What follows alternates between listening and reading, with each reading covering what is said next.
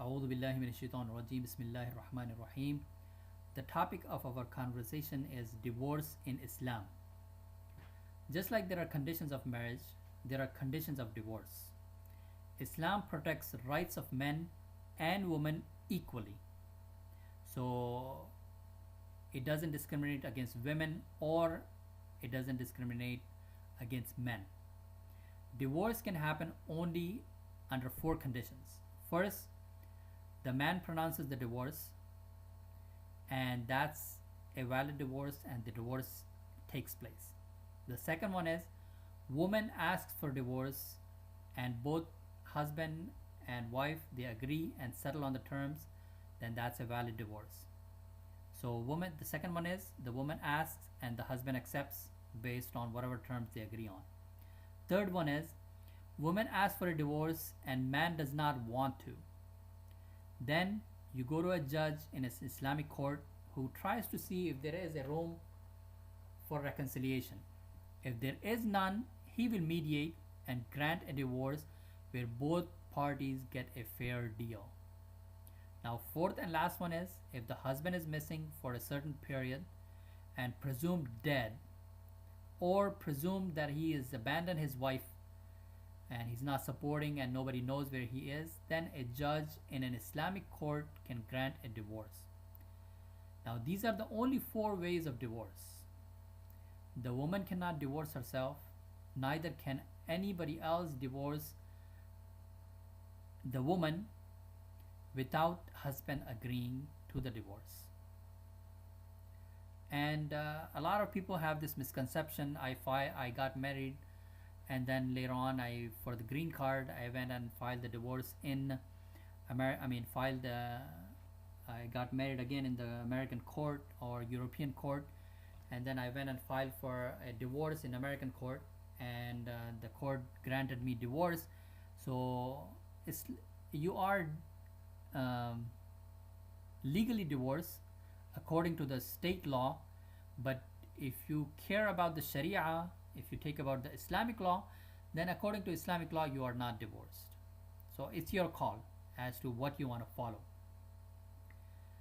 Now in Islam, the full divorce authority is given to the man, and woman can ask for a divorce for any reason. She can even say I don't like him anymore. And reason men can divorce at any time is he's the one who marries the woman, he pays the mahr, he brings the woman into the house, he pays for every single thing, every single one of our needs. And like me, some of us pay wife's whole family's living expenses for years and years. So in most cases, men are the one spending everything, they are the one who marry the woman, so they should have the authority to divorce the woman if they like.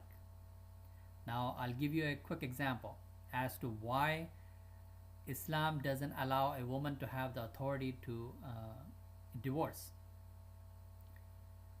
I'll give you my example. I married a woman, I agreed to a large mahr, out of which I paid a portion of an amount which is equivalent to about 16 years of salary of an average man at the time I got married in the city where she was living. Then for next 8 years, I paid for all of her family expenses. Now one day she decided she wanted to get a divorce, and her mother and her, I guess, took everything in my house and moved out, and no one knows where they moved to. And then she filed for divorce and wants 50% of my assets, alimony, and child support. Now anyone with common sense would say that is not fair. Now to prevent women who want to marry for the sake of money, so let's say if a woman goes to a man and says I am the prettiest girl, and then she says anything that man wants to hear, and she says but I require you to pay me $100,000 mahr, and then he says fine, here is $100,000 mahr, and then let's see, we are married. And then 6 months later she says I want a divorce. Actually she doesn't say I want a divorce, she just says you are divorced, and she just runs out of the house. So who's the loser in this particular case? It's always the man, because he's the one paying for everything. So there is no equality, because there is no equality on every level. So if the man and woman come with exact same amount of money, and they are contributing exactly same to the marriage, and then we could talk about equality. Now, as far as my case, I have few options. If I want, I can divorce her and give her whatever she wants and forgive everything else. Now, divorce is the most abhorrent thing in Islam, so I don't want to divorce her. She still hasn't asked me for a divorce. She just went to the American court and filed for divorce, and the American judge granted the divorce without my consent or without any input from me. Now, if she were to ask me for a divorce, I may grant her. Maybe I want some of the stuff that I gave her, or some of the stuff that she stole from me, I want that stuff back. And I want her to be accountable in front of Allah.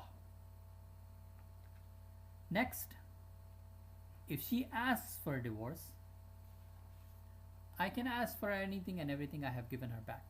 Islam recommends not taking the stuff and the gifts that you've already given the woman.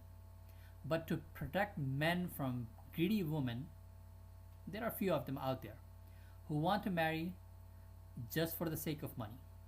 So for that, if a woman asks for divorce, the man can ask for all the stuff that he gave her back. Men usually don't ask for divorce. When they actually divorce, usually don't ask for their stuffs back, unless he feels the woman was the woman was really bad. If he feels that a woman was good and she sacrificed and she did good and she was good to him, then there is no reason for him to get to that level and ask for the stuff back. And if the man was bad, then the woman shouldn't even be keeping his stuff. She should get rid of everything and give him everything back, and just get rid of him. I'll give you another example. There is no monetary compensation in case of rape. The man has to be punished. There is no compensation like in the case of murder. In the case of murder, you can just give up some money and then you're done. That's if the other party's family agrees. Number one is the victim is not there anymore, and number two is the murder could be due to many reasons, including accident. Now, Islam gives more equal rights than most societies.